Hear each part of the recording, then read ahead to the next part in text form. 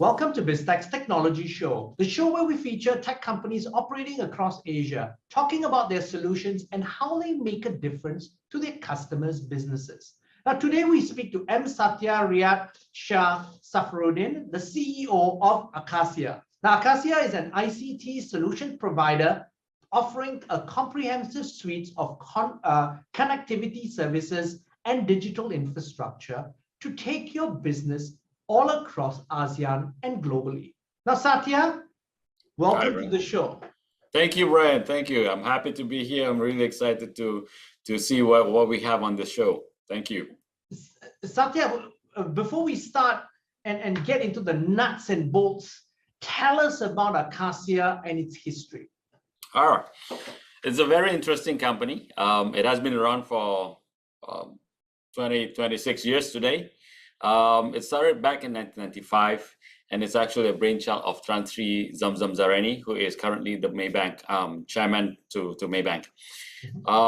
This idea was mooted as sort of like a protection. Back in 1995, when AFTA was introduced, which is ASEAN Free Trade Agreement, Tan Sri Zam was saying to the other of the telcos within ASEAN region, guys, let's pack up together and let's protect this region from the incoming of AT&T and BT and whatnot. So what happened is that they agreed and they created this company called ACASIA, and hence the name ACASIA. ACASIA is actually a tree where little creatures actually take shelters from it.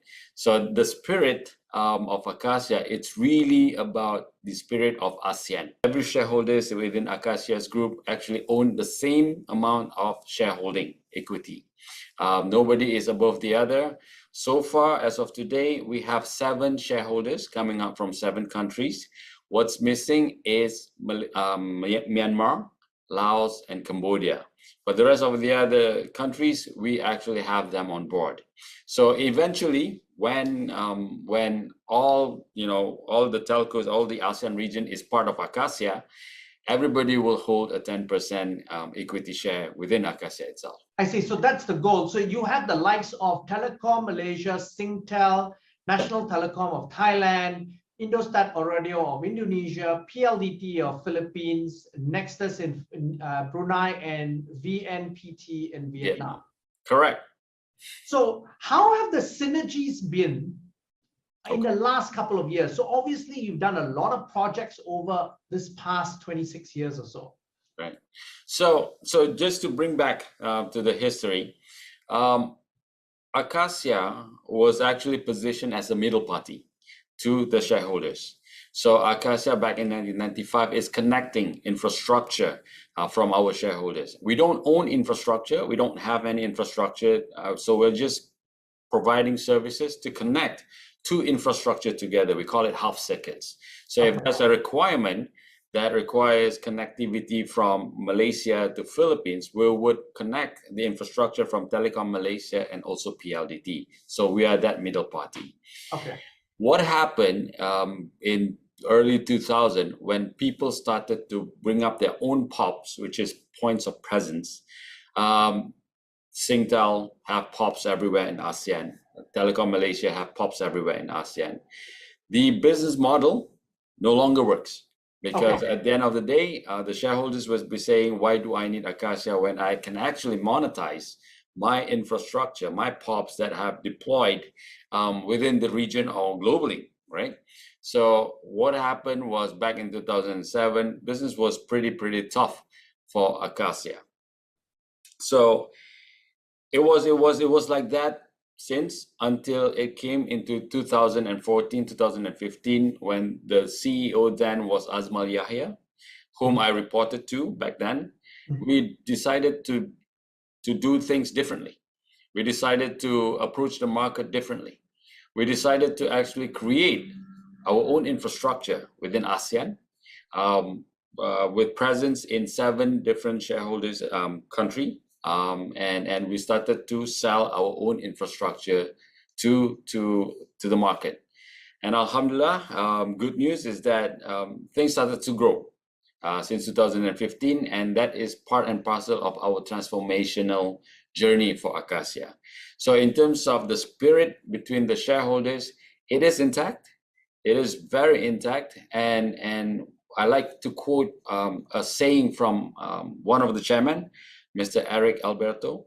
He said, ACASIA should not be seen as just P&L measures, but it should also seen as an embodiment of the ASEAN spirit within the telcos.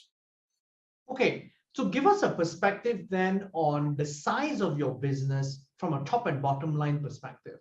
Okay, in terms of top line, we are pretty small. Today we are hitting 20 million ringgit in a year, about there and about.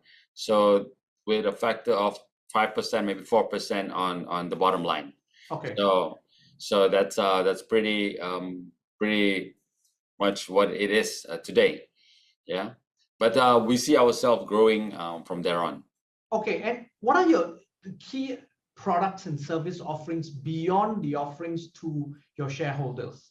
Okay, what we do, we compartmentalize our products and services into two. Number one will be, which is the core business of ours, is connectivity.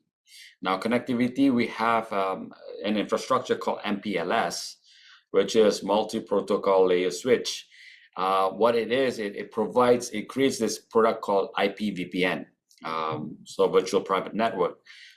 Banks, FSIs are using this network to actually ensure cross-border transmission, cross-border connectivity are secured and are within the domain of themselves. So it's a private connectivity, private network.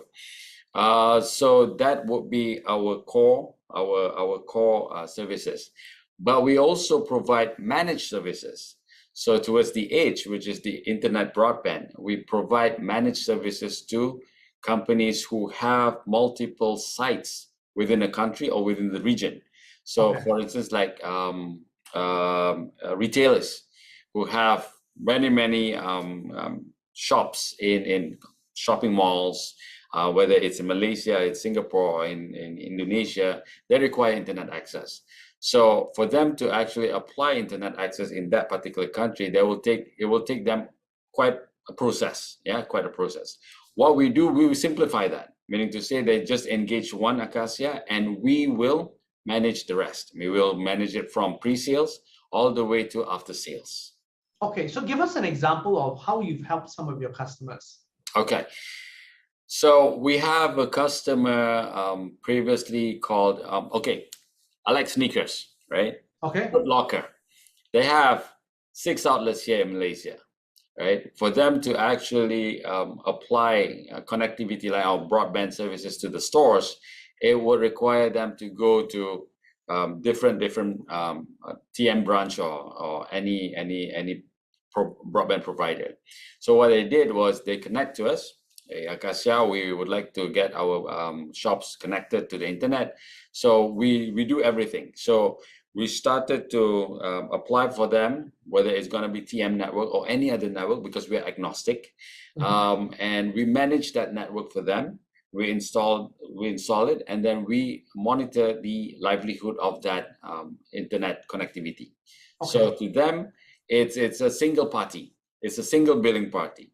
What is most interesting is that we can also do multi-currency, meaning to say if they want to pay in US dollar and instead of ringgit Malaysia or Indonesian rupiah, they can do that with us. We'll take care of the exchange rate, and we'll take care of late payment and whatnot. We'll take care of, we'll just have to make sure that that connectivity remains vigilant or remains intact.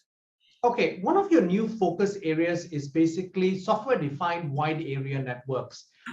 Can you explain how this differs from your traditional router-centric model, right? And how this then enhances or gets into the cloud experience? Right. This is the new thing, Brian. This is really something that everyone is looking at as D-WAN. What happened was, if I were to go back into history, a little history, in the 1960s when internet was created, it was just a private network for the US government. In the 1980s, we have this technology called ATM frame relay. Yeah. It was for the banks, for the banks. And in the 2000, MPLS starts to come in, right? MPLS starts to come in. It's router centric. You got to install routers and whatnot. Now we have that today. So in terms of MPLS, yeah, to deploy one circuit, it requires people to wait 6 to 8 weeks to get MPLS up and running. But today, people are looking into more versatile solution where everything today is on a cloud. So all they need at the end of the day, all people need is just an access into the cloud.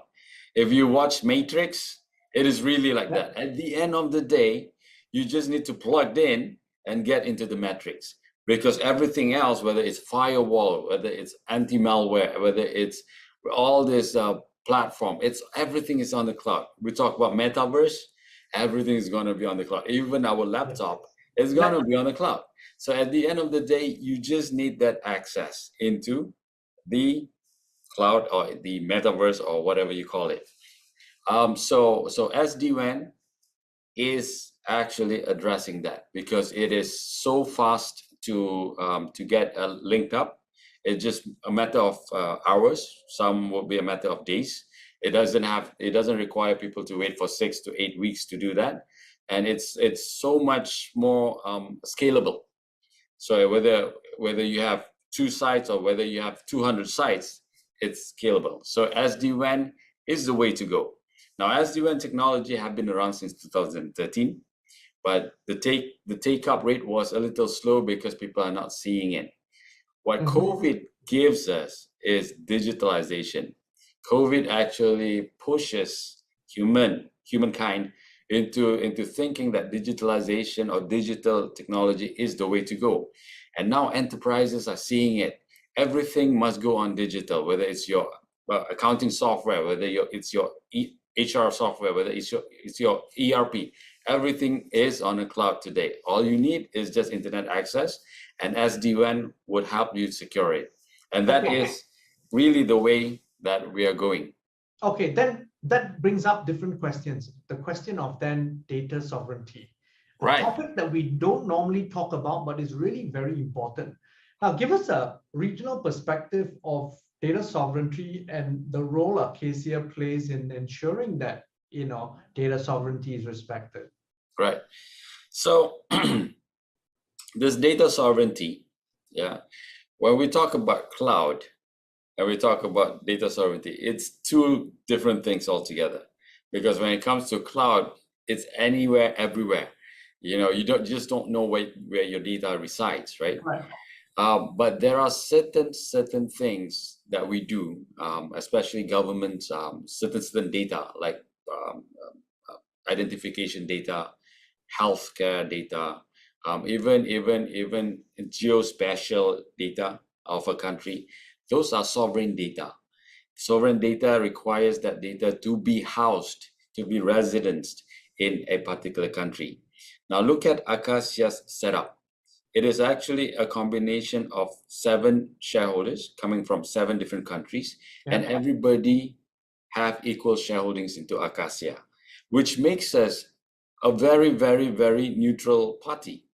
And all of our shareholders, if not most, are government-linked companies like Telekom Malaysia, Singtel, Indosat, PLDT. Those are government-linked companies. So we are in the best position to be addressing data sovereignty in that way, meaning to say our infrastructure is ready to address data sovereignty. We probably don't need to go on a public cloud. We could probably work on a private cloud. For instance, with there was an initiative called DHP, Digital Health Passport, where when the border starts to open, people want to see whether you are vaccinated or not and whatnot, right? So if I were to go to Singapore, me as Malaysian, I would like my data to be in Malaysia instead of residing in Singapore or elsewhere. So that's just me. But so that's where the data sovereignty comes into the picture. Perhaps this infrastructure that ACASIA have could be an infrastructure that assists platforms such as those DHP to be used to address data sovereignty issues. Okay. Now, ACASIA has been around for a long time. What's in the pipeline for 2022? Pipeline for 2022. I see a lot of digitalization, especially in SMEs. Even a chain of coffee shops want to go digital, because everything is going to be so digital that your attendance record for the workers, for the barista, the employment, the what do you call, the attendance report, the HR, the financial accounting platform, everything is going to be on the cloud. So SMEs such as this food chain, F&B chains, are going to be looking into connectivity. So I'm looking into that notion and want to provide them with connectivity, whether it's going to be in Malaysia or regional or even global. Yeah. So one of those things that have changed for ACASIA recently is that I told you about how we have an infrastructure within ASEAN. Yes. We have 7 POPs within the region. What happened is that this year we started to leverage on the infrastructure from our shareholders, be it Singtel, be it TM, be it PLDT, that makes us global in a way, because I am also leveraging on that global connectivity from our shareholders to reach Europe, to reach Americas, to reach North Asia. So that's a very different business altogether. That extends your reach tremendously in terms of ability to serve customers. Yes, it does. And I'm really keen, I'm really interested, because I know for a fact that there are some European companies who looks at Asia and want to expand within ASEAN region. And you could be the one-stop shop.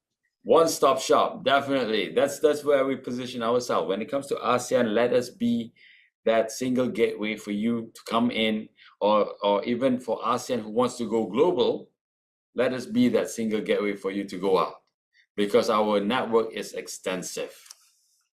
Now, Satya, it sounds like we're in for very exciting times in 2022. But before we leave, what are final thoughts you would like to leave us with? Final thoughts. Can I be personal? No problem. Go ahead. Final thoughts. Okay. There was a session that I attended quite recently, where I have to share things that I take it as life-changing moments in my life. Yeah. And I did share that. And what I said is this: life-changing moments in my life happens every single year, every single month, every single week, every single day, even every single second. Those are life-changing moments that just happen around you. For me, life-changing would be looking at it and actually take action upon it. Meaning to say, you see that opportunity and you take action upon it to change the course of your life, whether it's going to be better or going to be worse. Well, that will be, time will tell. But then again, for ACASIA itself, every day is a life-changing moment for ACASIA. We look at business, we look at our opportunities out there. There's just so much opportunities that we can cover. But we require our partners to see that too, our potential customers to see that too, our people to see that too. So at the end of the day, final thoughts: COVID have changed our life tremendously. The way we act, the way we respond, the way we interact with each other have changed it completely. I mean, COVID have changed it completely. So, but there is always opportunities at the end of it. There's always opportunities that's lurking. So we'll just have to be aggressive, to see that, to contain it, and then to just pursue it and make it a reality. Satya, thank you very much for coming on the show. It's been fascinating. Thank you, Brian. Thank you. I'm Brian Fernandez, and we've been speaking to M Satya Syafruddin, CEO of ACASIA, on Biztech's Technology Show. This video and podcast will be on our social media platforms as well as our website, www.biztech.asia. Please like and subscribe to our various platforms. Thank you very much for tuning in.